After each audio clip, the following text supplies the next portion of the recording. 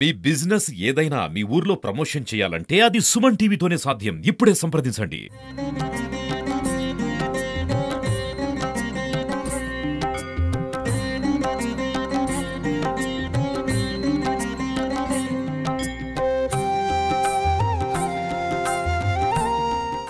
Hi hello నమస్తే welcome to Suman TV.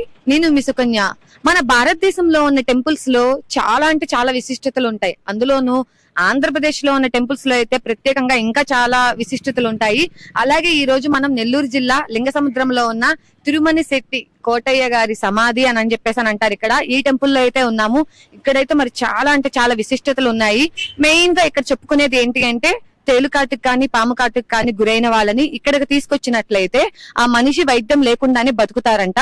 అలాగే శరీరం మీద ఉన్న చర్మ సమస్యలున్నా చర్మ రోగాలున్నా కూడా ఇక్కడికి తీసుకొచ్చి నిద్ర చేసినట్లయితే బతుకుతారు, ఎటువంటి ఇబ్బంది ఉండదు, ఆ చర్మ సమస్యలు లాంటివి ఏమన్నా ఉన్నా కూడా పోతాయి అని చెప్పేసి అంటున్నారు. మరి దీని గురించిన పూర్తి వివరాలు లోపలికి తెలుసుకుందాం రండి.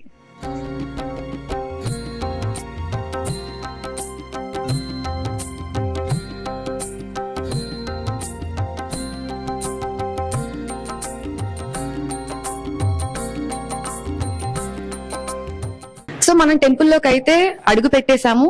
ఇక్కడ విగ్రహాలు లాంటివన్నీ ఏమీ ఉండవండి. మీరు ఇక్కడ చూసుకున్నట్లయితే ఇది తిరుమని శెట్టి కోటయ్య గారి సమాధి. ఈ సమాధినే అందరూ కూడా దేవుడిలాగా భావించి ఇక్కడికి వచ్చి వాళ్ళ కోరికలు చెప్పుకుంటున్నారు. తాతగారు నమస్తే. తాతగారు, ఈ టెంపుల్ ఎన్ని సంవత్సరాల నుంచి ఉంది? 4వ తరం సార్. 4వ తరం. బ్రాహ్మణులు అచ్చికి మేము లేదు, మేమే ఏదో వచ్చి తిరిగి దండం పెట్టుకొని పోతుంటారు. ఏదో పురుగు ఒళ్ళు పొడ ఉంటే ఏదైనా మేము చెప్తుంటాం. ఇక ఆస్తులు పొలాలు మాన్యాలు ఏమి లేవు అంటే ఎవరేం చెప్తారు.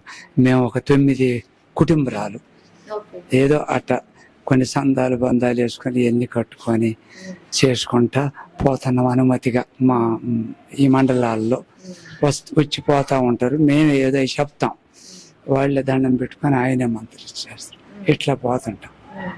అంతేగాని ఇక్కడ ప్రత్యేకంగా మంత్రి చివటాలు ఇలా ఏముండవు. జస్ట్ వాటికి కావాల్సిన ఆ పొడకి తీసుకొచ్చేసి ఆ సమాధిని అంటించి తీసుకొని వెళ్ళిపోతారంట. అది ఎలా రాసుకోవాలి, ఎలా యూజ్ చేసుకోవాలి అనేది మాత్రం వీళ్ళు చెప్తారంట. వీళ్ళైతే 4వ తరం వాళ్ళు అంట. 4 తరాల నుంచి కూడా వీళ్ళే ఈ టెంపుల్ ని మెయింటైన్ చేస్తూ ఉన్నారు. ఇక్కడికి వచ్చిన వాళ్ళని కానీ కార్యక్రమాలు కానీ పూజలు కానీ వచ్చిన భక్తులకి కానీ ఇలా చేస్తూ ఉన్నారు. మరి ఇక్కడికి వచ్చిన భక్తులకి భోజన సదుపాయాలు అలాగా ఆదివారం సార్, ఆదివారం పెడతాం. శనివారం నైట్కి వచ్చి వెళ్ళిపోతారు.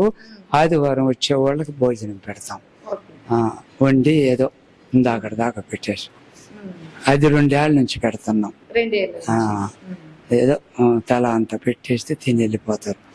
అది అట్ట జరిగిపోతా ఉంది. ఏంటి అసలు ఈ సమాధి విశిష్టత ఏంటి?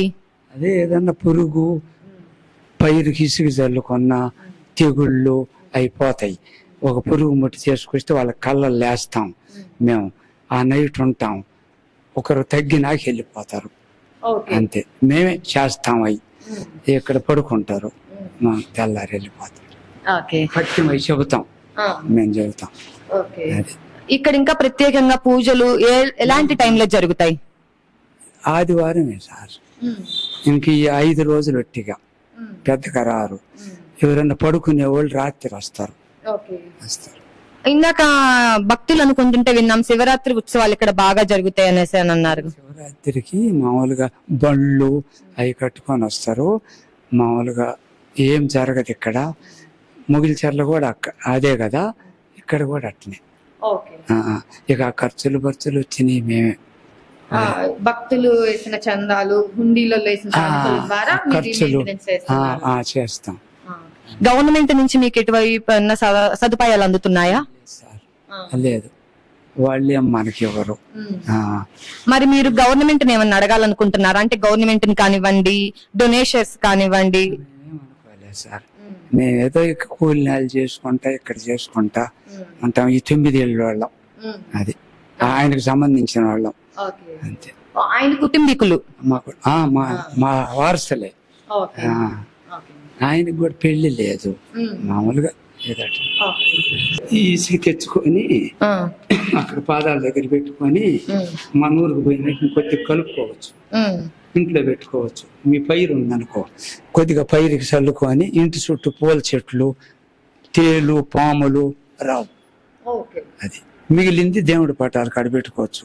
ఎవరైనా తేలు, పాము కొడితే ఆ మిరియాలు, సాంబ్రాన్ని మీరు పెట్టచ్చు. వాళ్ళ ఇంట్లో ఇబ్బంది లేకుంటే పెట్టచ్చు. పెట్టుకుంటే మంచిది. అది ఇంటి చుట్టూ చల్లుకోవచ్చు. ఆ మిగిలింది ఆ మిరియాల కాడ పెట్టుకోవచ్చు ఇంట్లో.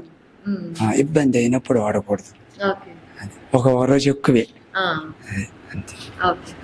ఇది కొనే వాళ్ళు ఎత్తుపోయి కలుపుకుంటారు. రైతులు అక్కడి నుంచి తెచ్చుకుంటారు రేట్లో. అది దండం పెట్టుకొని తెచ్చిపోతారు. పైరు చల్లుకుంటారు. అదే దీన్నైతే ఇదైతే ఇసుక అంట. మన ఇళ్లలో మన చుట్టుపక్కల పాములు పెడతా, విష పురుగులు పెడతా అలా ఉన్నట్టయితే ఇసుకని తీసుకొచ్చుకొని, అంటే నార్మల్ ఇసుకేనండి, మనం ఇళ్ళకి కట్టుకునే ఇసుకే ఇది.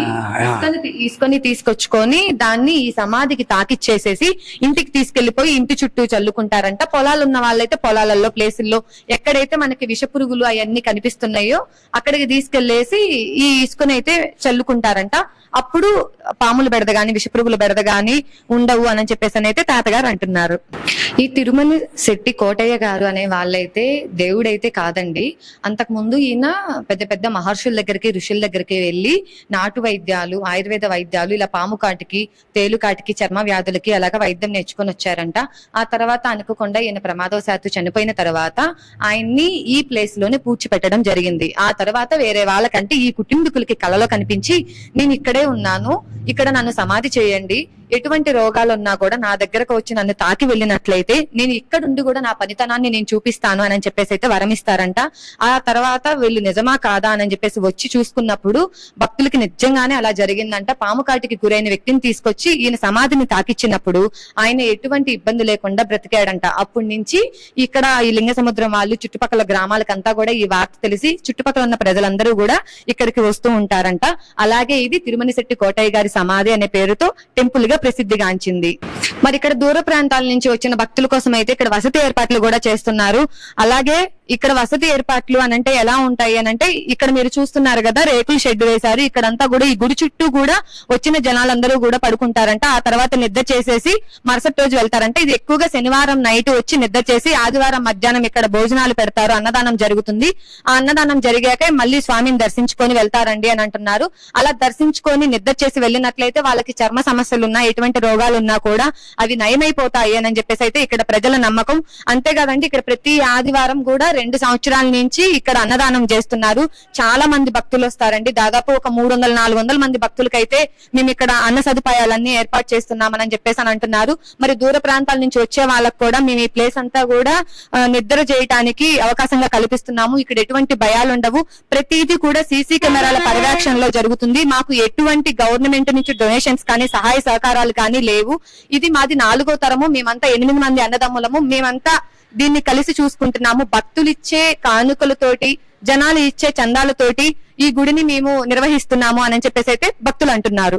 మరి ఈ రోజు మనం వచ్చిన టైమింగ్ అయితే టెంపుల్ క్లోజింగ్ టైము. ఆల్రెడీ భక్తులందరూ వచ్చేసేసి పూజలు అవి చేయించుకొని అన్నదానం కార్యక్రమం కూడా అయిపోయింది. సో అందుకే భక్తులు ఎవరూ లేకుండా కూడా ఇప్పుడు ప్రెజెంట్ అయితే మీకు పీస్ఫుల్ గా నేను దర్శనం చేయించగలుగుతున్నాను. లేదంటే అసలు దర్శనానికి చాలా అంటే చాలా ఇబ్బంది అయిపోతుందండి. మరి చూస్తూనే ఉన్నారు కదా, మరి ఇలాంటి ఫేమస్ టెంపుల్స్ గురించి తెలుసుకోవాలి అని అనుకుంటే చూస్తూనే ఉండండి సుమన్ టీవీ. కెమెరామ్యాన్ రవీందర్ తో నేను మీ సుకన్య.